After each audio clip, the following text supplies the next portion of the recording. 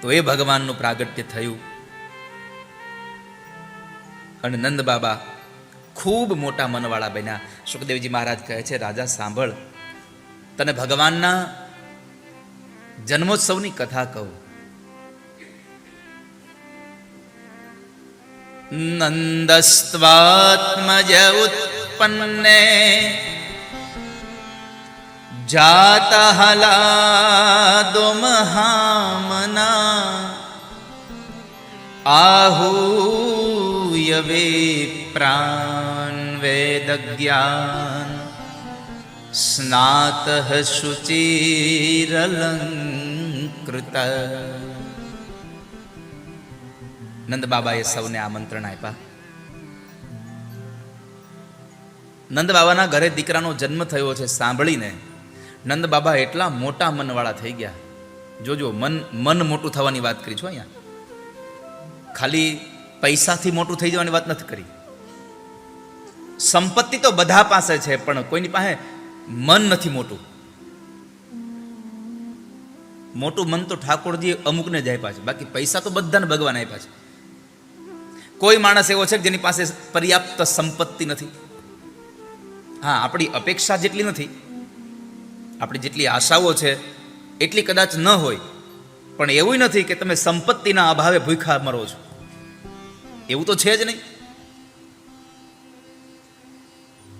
પરમાત્માએ કેટલું આપણને આપ્યું છતાં આપણું મન મોટું ન થાય. અરે ઘણા લોકો બીજા માટે તો સંપત્તિ દેવી બહુ અઘરી છે, પણ પોતાના માટે ન વાપરે. પોતાના માટે ન વાપરે, એ પોતે હકાવી નાખે, હાલશે કે રહેવા દો. સંપત્તિ ના આપી શકે. નંદ બાબાએ પોતાના દીકરાના જન્મોત્સવ સમયે 2 લાખ ગાયો દાન કરી છે.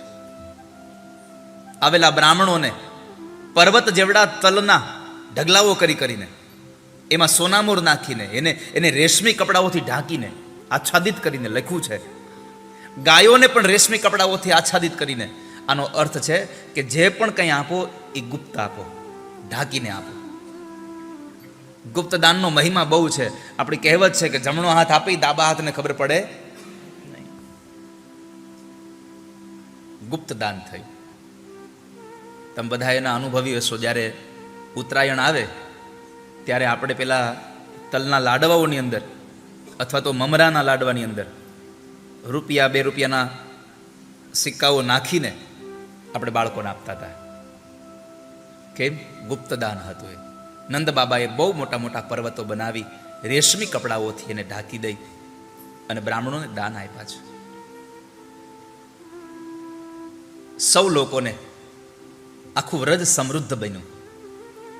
આપણને તો આખું વ્રજ કેમ સમૃદ્ધ બન્યું? તો કહે છે કે નંદ બાબાએ બધા લોકોને પોતાની યથાશક્તિ મુજબ, પોતાની આવશ્યકતા પ્રમાણે, મહાપુરુષો તો કહે છે કે નંદ બાબાએ પોતાના ધનના દરવાજા ખુલ્લા મૂકી દીધા અને એવું જાહેર કર્યું કે જેને જેટલું જોતું હોય એટલું લઈ જાઓ. પણ આ કદાચ એ વખતે યોગ્ય હતું કે જેને જેટલું જોતું એટલું, જેને જેટલું જોતું એટલું લઈ જાવ. આવું એ વખતે યોગ્ય હતું, કારણ કે એ વખતના લોકોને સંતોષ હતો, જેટલું જોઈએ એટલું લઈ આવાય. હવે અત્યારે કીધું હોય તો ન જોતું હોય તો લઈ આવીએ કે હંગરીવાળો તો સાપે કામમાં આવે, પડ્યું હશે તો કામ આવશે.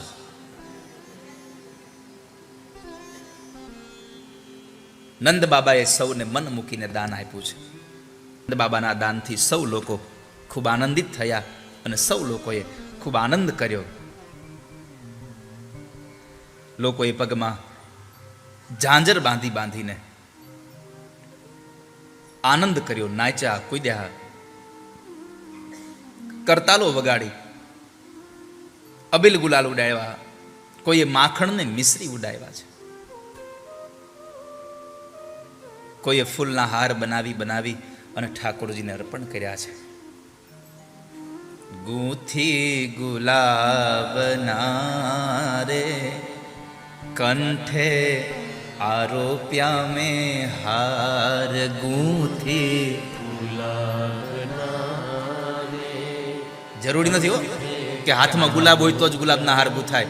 આપણે ત્યાં 3 પ્રકારની સેવા છે: વિતજા, તનુજા અને માનસી. ત્રણ સેવાઓ છે. કોઈ માણસ પૈસાથી સેવા કરે, મંદિર બંધાતું હોય એમાં કોઈ માણસ સંપત્તિથી સેવા કરે, પૈસાથી સેવા કરે. અને જે માણસ પૈસાથી સેવા કરે એ પાછો ત્યાં ઈંટ ન અંબાવી શકે. જે ઈંટું અંબાવી શકતો હોય પાછો વધારે પૈસા ન આપી શકતો હોય. તો કોઈ માણસ સંપત્તિથી સેવા કરે, વિતજા સેવા કરે, કોઈ તનુજા સેવા એટલે કે આ તનથી સેવા કરે. અને આ બેમાંથી એકેય ન થાય તો કોઈક માણસ માનસી સેવા કરે. તો તમારા હાથમાં કાંઈ ન હોય તો વાંધો નહીં, પણ તોય ભાવ કરવો. હાથમાં ગુલાબ હોય, તૈયાર હાર લઈ આવ્યા એવો નહીં હો. તમારા ઘરેથી તમે આમ ડાળીએથી ગુલાબનું ફૂલ તોડ્યું હોય અને એને તમે સરસ મજાનો હાર બનાવ્યો હોય, તમને જેવો આવે એવડો, એક ઊંધું ગુલાબ, એક તીતું ગુલાબ, એક આમ લટકતું, એક આમ લટકતું, જેવું આવડે એવું પણ બનાવ્યો હોય હાર. ગૂંથી ગુલાબના રે કંઠે આરોપ્યા મેં હાર. ગૂંથી ગુલાબના રે કંઠે આરોપ્યા મેં હાર.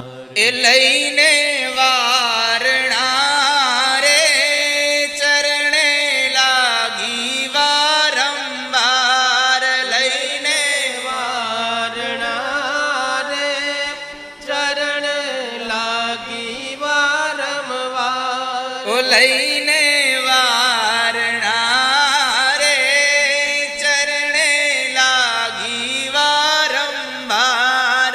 લઈને વારણા રે ચરણ લાગી વારંવાર. એ આજ મારે ઓરડે રે આવ્યા અવિનાશી અલબેલ. આજ મારે ઓરડે રે આવ્યા અવિનાશી અલબેલ. એ બાઈ મેં બોલાવ્યા રે સુંદર છોગાવાળો છેલ. ભાઈ મેં બોલાવ્યા રે સુંદર છોગાવાળો છે. બાઈ મેં બોલાવ્યા સુંદર છોગાવાળો છે. અને ભગવાનને આપણે આટલા વખતથી બોલાવતા હતા અને ઠાકોરજી પધાર્યા. સૌ લોકોએ આનંદ કર્યો. 3 દિવસ સુધી નંદ બાબાના ઘરે ઉત્સવ ઉજવાયો છે. બધાને આનંદ થયો.